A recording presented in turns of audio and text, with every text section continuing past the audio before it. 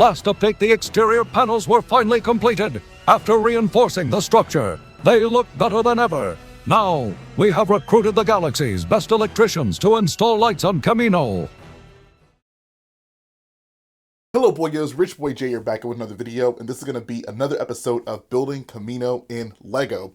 First point of business is I don't have any shoutouts for live streams, considering there have not been any Kamino live streams since the last update, but I do want to say, as always, I appreciate everyone's support, and if you'd like to support the mock without necessarily tuning into the live stream because it's either not your thing or you can't make it, I do want to say that there is another option you can take. There's a function YouTube has called Super Thanks right here below me, right below the video, and you can basically donate to any video, and that money will go towards the mock and make Kamino better than ever. So I really appreciate that. Now, as for the build itself, I have to say this week's episode isn't necessarily as build heavy, but it's definitely thrill heavy. And what I mean by that is, while I didn't put too many new pieces on the mock, I incorporated something that I think is going to make a huge aesthetic difference to the mock, and that is lights. So I'm not going to hold the video up too much further. Let's go ahead and dive right into the progress.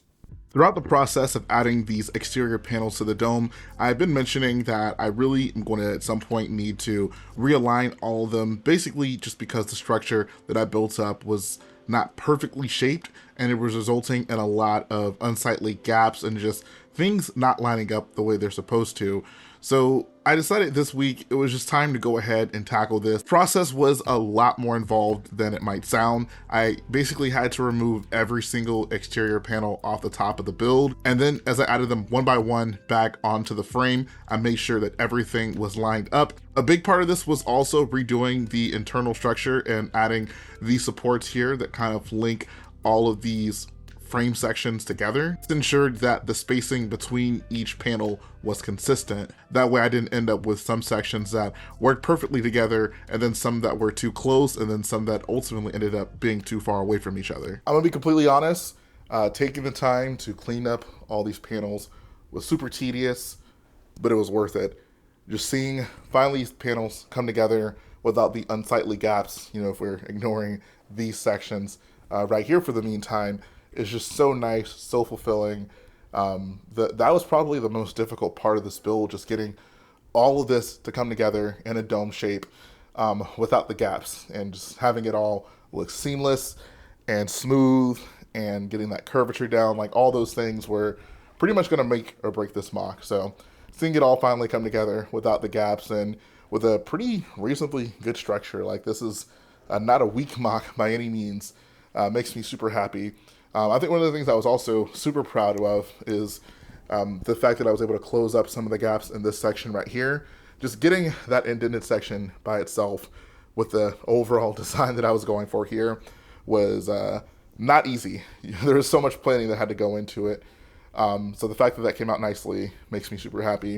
And then also these sections in here with those lift arms, like that could not have come out any better.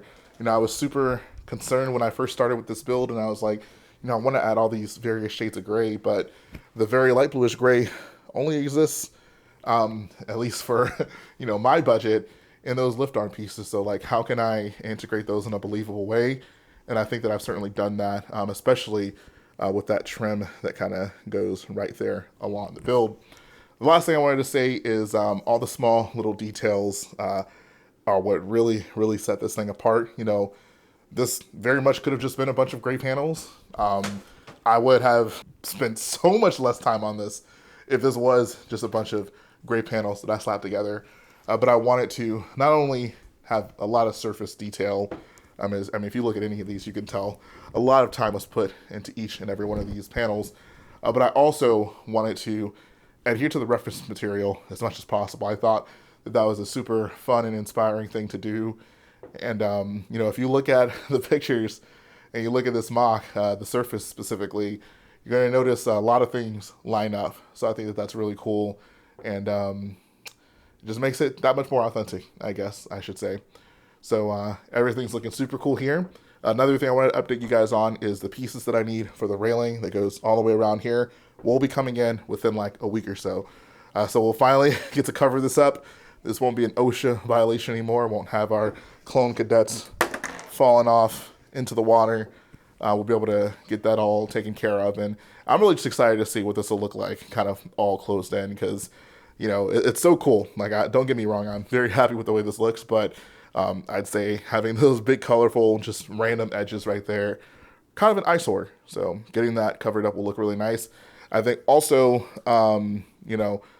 I won't necessarily need to cover up these down here, because this is where the the Kamino bridge is going to come out, and it's actually going to connect with that dome over there that's chilling on the floor. So I won't necessarily need to build a bunch of them for that bottom level. However, I think part of me wants to just do it anyways, just to see what it'll look like all finished up.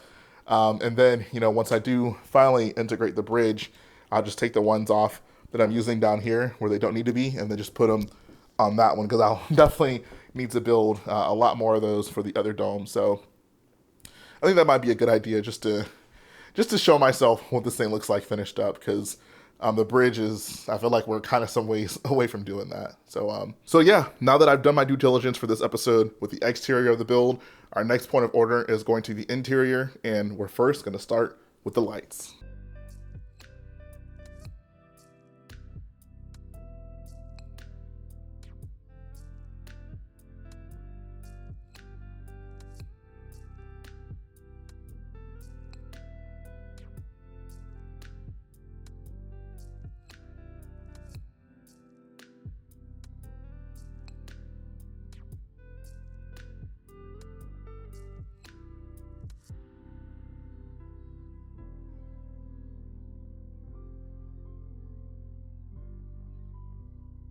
To redo some of these Technic sections. Now it was time to get to wiring. Honestly, I hadn't done it in such a long time, so it was nice to kind of refresh myself.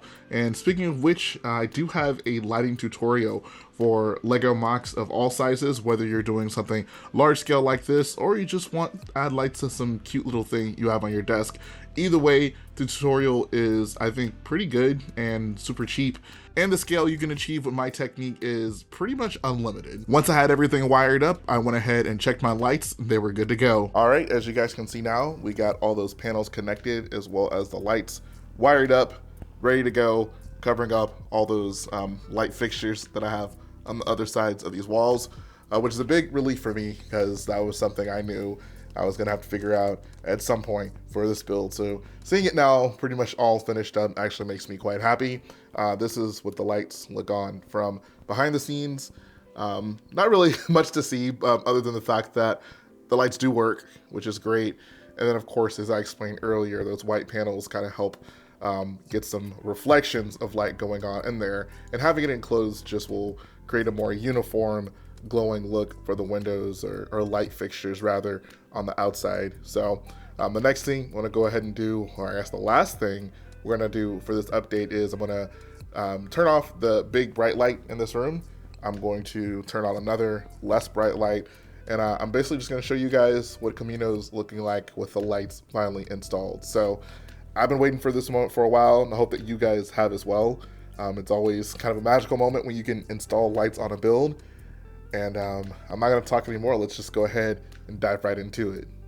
All right, and here we are, guys. This is Kamino with the lights on, and that is actually pretty incredible. That is the exact aesthetic that I was looking for. It literally just looks like something right out of the video game, which is quite crazy. I wasn't expecting for it to turn out that well.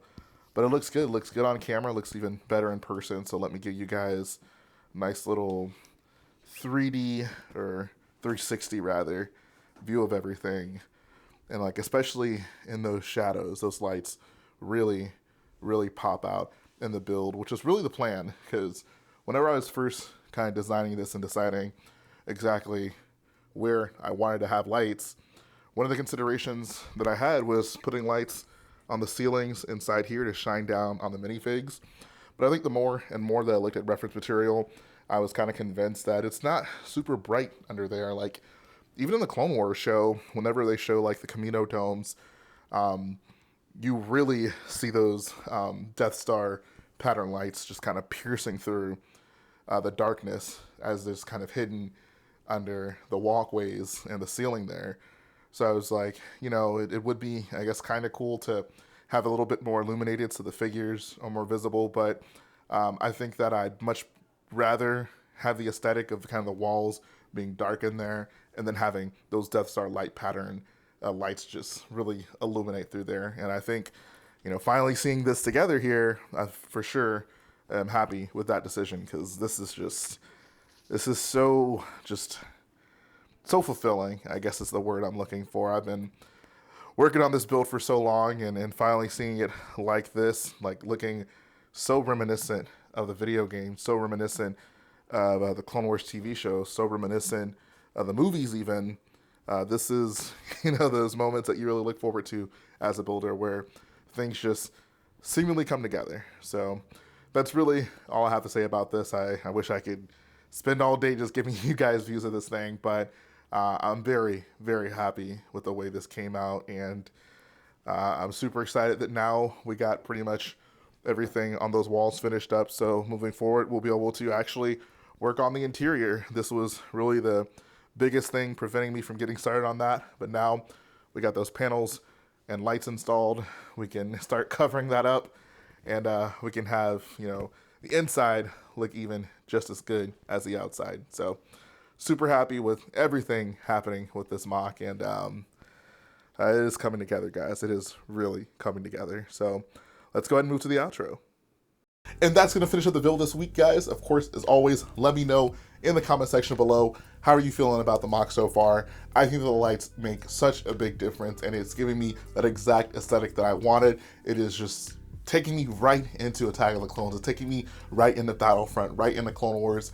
And it's kind of amazing what lights can do for a mock. And as I mentioned earlier, I do have a light tutorial, so if you want to incorporate lights into your LEGO Star Wars builds, or just your LEGO builds in general, link will be below. It's super cheap. You just got to be willing to learn a few basic things when it comes to wiring. It's nothing that you can't do, I promise you that. But it will make a world of a difference with your builds without having to spend hundreds of dollars on some of the light kits that are out there. As for the future of the build, I'm super happy that we went ahead and got the light situation figured out, and now we can actually focus on the interior. So between this update and the next one, I'm going to be working really heavily to get some interior stuff built up inside that mock, and I'm super excited about that. Another thing is, you can expect the live streams to return with Kamino. I have an order in that's going to allow me to have plenty to build live on stream, which is going to be super important. So you definitely won't want to miss that. And that's pretty much what I got for you guys this week. So if you like what I do, go ahead and support the video by hitting the like button, support the channel by smashing that subscribe button. And I'll be back again very soon.